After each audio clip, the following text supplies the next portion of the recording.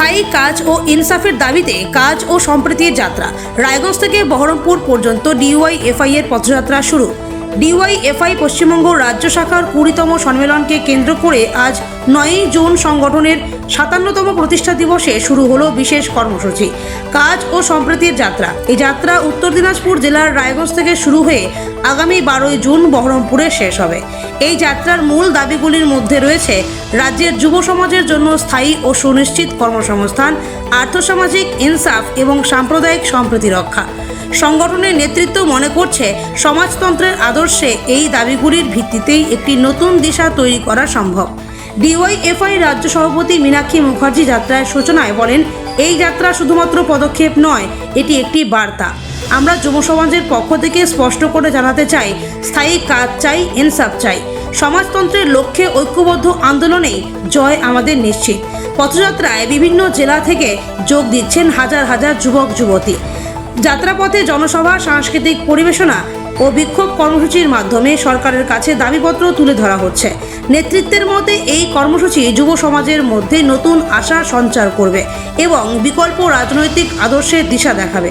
DYFI এর পক্ষ থেকে জানানো হয়েছে, যাত্রার শেষে বহরমপুরে একটি সমাপ্তি সমাবেশ অনুষ্ঠিত হবে, যেখানে রাজ্য ও জাতীয় স্তরের নেতৃবৃন্দ বক্তব্য রাখবেন। নগর থেকে সব ছেলেমেয়েরা আসবে শহরে কাজ করতে, শহরে কাজ হবে, দোকানে বাজারে হাটে রাজমিস্ত্রির সাথে রোড কনস্ট্রাকশনে কাজ হবে। এখন পশ্চিমবঙ্গের শহরগুলোতেও কাজ নেই, শহরে কাজের জায়গা নেই। ছোট কলকারখানা, ছোট ব্যবসায়, সেখানেও কাজের জায়গা প্রতিদিন খারাপ হবে। তাহলে পশ্চিমবঙ্গের বেকার ছেলেমেয়েরা কোথায় যাবে? কাজের জায়গা দুটো, এক হচ্ছে উৎপাদন ক্ষেত্র, এক হচ্ছে পরিষেবা। 20 মিনিট বলেছি, আপনারা কথা বলছিলেন, শোনেননি আমাদের।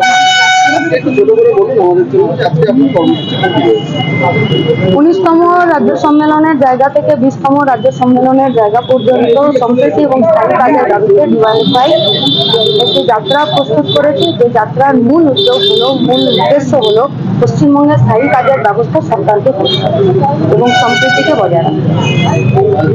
10 দিন পেরিয়ে গেল, চোপড়ার যে নাবালক রবীন্দ্রনগরে যার উপরে অত্যাচার হয়েছে, তার এখন সন্ধান পাওয়া যাচ্ছে, কি বলবেন? আনিস খান এতদিন আগে খুন হয়ে গেল, তার বিচার, আরজি করের বিচার, বগবিয়ার মামলা, এইগুলোর বিচার না হওয়ার মানেই তো গত 10 দিন চোপড়া, এরপরের আরো 10টা দিন অপেক্ষা করুন, আপনার পাড়াতেও ঘটনা ঘটবে, বিচার আপনিও পাবেন না। চোপড়ার বিধায়ক হামিদুর রহমান বলছেন যে তাকে খুন করে মাটিতে পুঁতে দেওয়া হয়েছে, অথচ পুলিশ তার সন্ধান করছে। হামিদুলকে ধরুন বা পুলিশকে ধরুন, ওই থানাকে ধরুন বা হামিদুলকে ধরুন, বা দুজনকে টেবিলে বসিয়ে দিন।